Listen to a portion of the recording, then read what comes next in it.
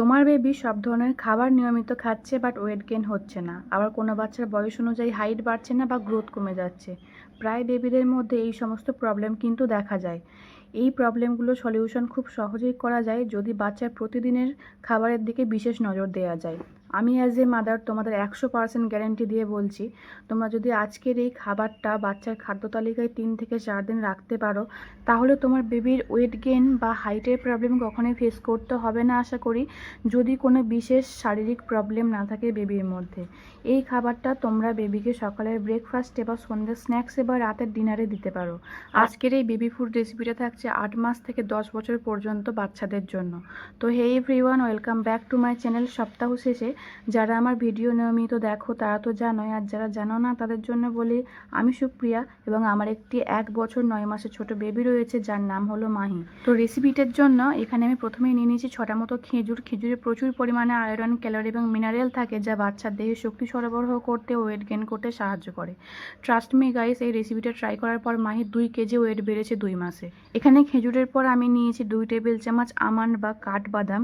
Almond শরীরের জন্য খুবই উপকারী, এটি ভিটামিন, ম্যাগনেসিয়াম, ক্যালসিয়াম এবং ফাইবার সহ বিভিন্ন পুষ্টি উপাদানে ভরপুর। এছাড়াও বাদাম বেবির মস্তিষ্ক গঠনে বা স্মৃতিশক্তি বাড়াতে অনেক হেল্প করে। এরপরে নেব 2 টেবিল চামচ কিশমিশ। কিশমিশ হলো একটা শুকনো ফল যা ভিটামিন, খনিজ এবং অ্যান্টিঅক্সিডেন্টে ভরপুর। কিশমিশ বেবির হজম ক্ষমতা বাড়াতে সাহায্য করে এবং যদি বেবির কোষ্ঠকাঠিন্য বা কনস্টিপেশনের সমস্যা থাকে তাহলে সেটাও কিন্তু দূর করতে অনেক হেল্প করে। এছাড়াও বেবির রোগ প্রতিরোধ ক্ষমতা শক্তিশালী করে। শেষ উপকরণ আমি নিয়ে নিয়েছি 2 টেবিল চামচ কাজু। কাজুতে রয়েছে ভিটামিন, খনিজ, ফাইবার, প্রোটিন এবং ফ্যাটি অ্যাসিড যা বেবির ওয়েট গেইন করতে এবং হাইট বাড়াতে অনেক হেল্প করে।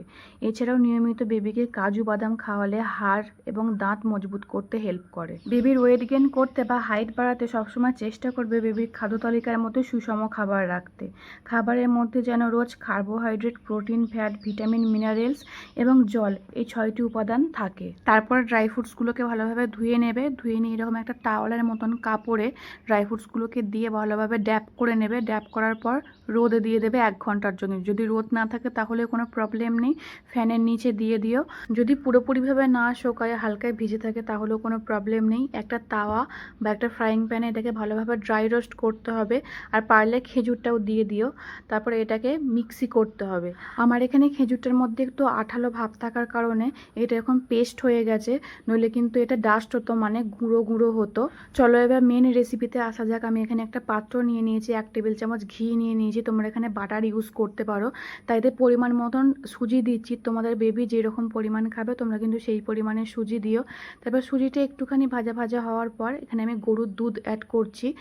তোমাদের যাদের 1 বছরের নিচে যাদের বাচ্চাদের বয়স তারা কিন্তু জল ইউজ করাটা আমার মনে হয় বেটার হবে। তারপরে আমি অ্যাড করে নিয়েছি 1 চিমটে নুন আর মধু।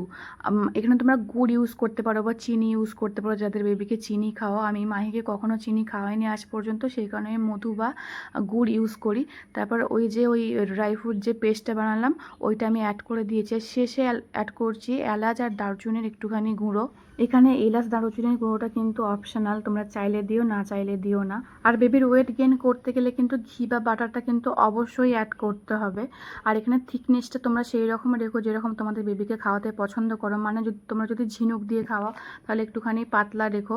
আমি যেহেতু ওকে চামচ দিয়ে খাওয়াই এখন, সেই কারণে আমি এইরকম একটুখানি থিক রেখেছি। এই রেসিপিটা সপ্তাহে 3 থেকে 4 দিন বেবিকে খাইয়ে দেখো, তারপর 2 থেকে 3 মাস পরে এসে আমাকে এসে কমেন্ট করো যে সত্যি ওয়েট গেইন বা হাইট গেইন হচ্ছে কিনা। তাহলে চলো আজকের ভিডিও এখানেই শেষ করছি। আমার চ্যানেলটা সাবস্ক্রাইব করে বেল আইকনটা অন করে রেখো যাতে ভিডিও পোস্ট করার সঙ্গে সঙ্গে তোমাদের কাছে নোটিফিকেশান চলে যায়। আর তোমরা যদি নেক্সট কোনো ভিডিও দেখতে চাও তাহলে আমাকে কমেন্টে জানিও, আমি সেটা তোমাদের সাথে শেয়ার করার চেষ্টা করব। টাটা।